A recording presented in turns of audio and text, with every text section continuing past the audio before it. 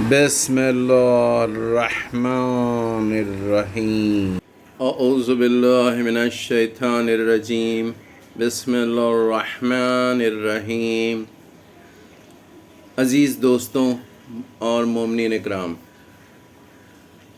آپ جانتے ہی ہیں، سنا ہوگا، بلکہ ہر مذہب میں کہا جاتا ہے کہ نوجوانوں کی بہت اہمیت ہے۔ دین کا دار و مدار نوجوانوں پر ہے۔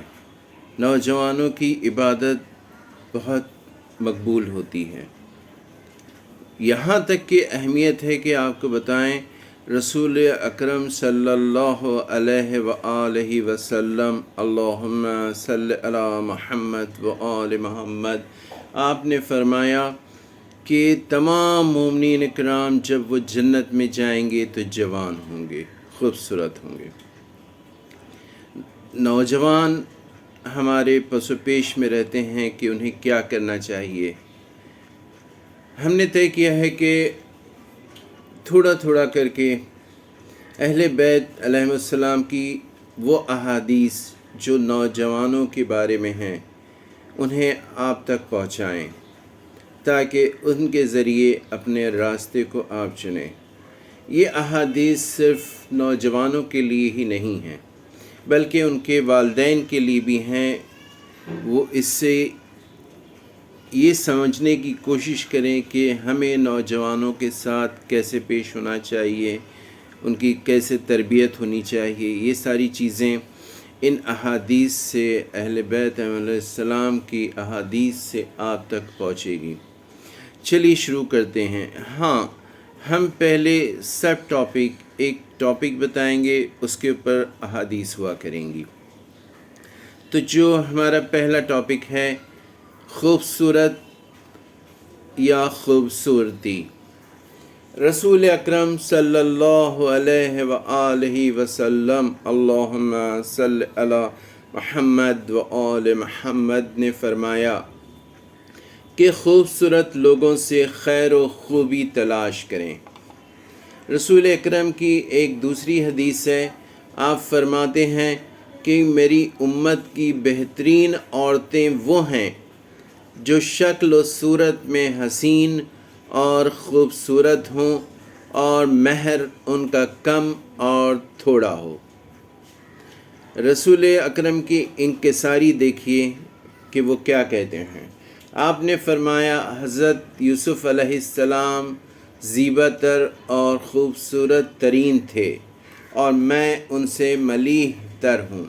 ہماری جانیں اس رسول پر قربان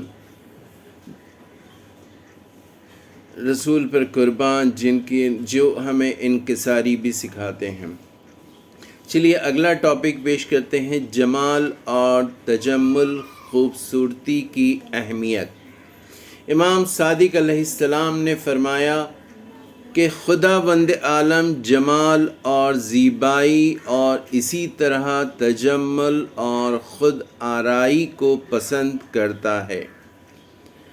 آپ ہی کی ایک اور حدیث سے آپ فرماتے ہیں کہ کچھ لوگ سرکار رسالت مآب رسول اکرم صلی اللہ علیہ وآلہ وسلم، اللہم صلی علی محمد وآل محمد کے دولت کدے پر حاضر ہوئے اور ملاقات کے لیے درخواست کی، تو جب حضرت اپنے حجرے سے نکلنے کے لیے تیار ہوئے تو پانی کے برتن کے سامنے کھڑے ہو کر اپنے سر اور صورت کو مرتب اور منظم کیا، تو حضرت عائشہ نے یہ دیکھ کر تعجب کیا۔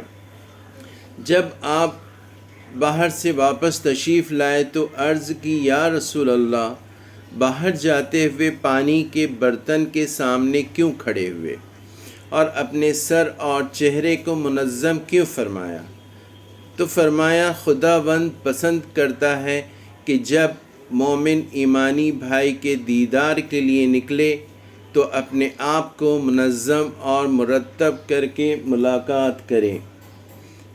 جمال کی طرف میلان پر رضامندی، یہ اگلا عنوان ہے۔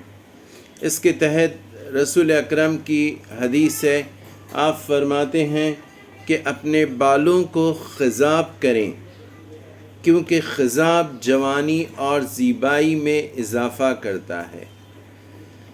زیبائی کی طرف جوان کی رغبت، اس کے تحت امام صادق علیہ السلام نے فرمایا جب بھی سر کے بالوں پر تیل لگائیں تو کئی بار اعلیٰ زیبائی اور زینت کی آپ سے درخواست کرتا ہوں۔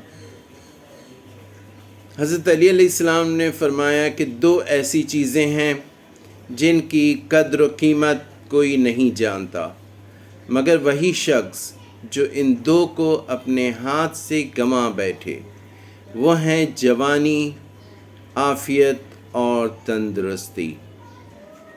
رسول اکرم نے فرمایا کہ قیامت کے دن کوئی شخص اپنی جگہ سے آگے قدم نہیں بڑھا سکے گا جب تک اس سوال کا جواب نہ دے کہ زندگی کن کاموں میں گزاری، اور دوسری بات یہ کہ جوانی کیسے اور کس راستے پر گزاری ہے۔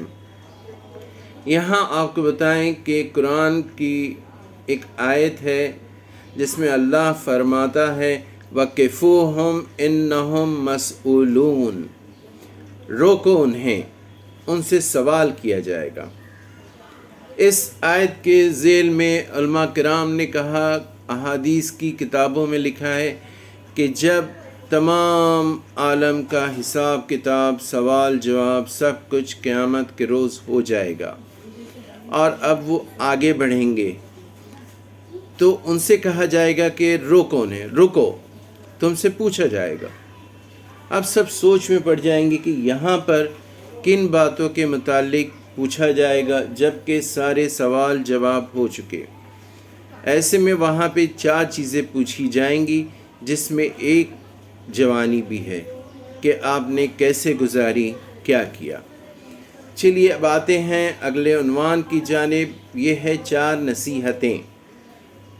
امام صادق علیہ السلام نے فرمایا کہ لقمان نے اپنے بیٹے کو واعظ و نصیحت کرتے ہوئے فرمایا کہ اے میرے بیٹے، قیامت کے دن حساب کے لیے دربار خدا میں جب حاضر ہوگے تو 4 چیزوں کے بارے میں سوال ہوگا۔ پہلا، اپنی جوانی کو کہاں خرچ کیا؟ دوسرا، اپنی زندگی کن کاموں میں گزاری؟ تیسرا، مال کیسے حاصل کیا؟ چوتھا، اپنے کمائے ہوئے مال کو کہاں پر خرچ کیا؟ تو آج کے لیے بس اتنا ہی، انشاءاللہ آئندہ پھر ملاقات ہوگی۔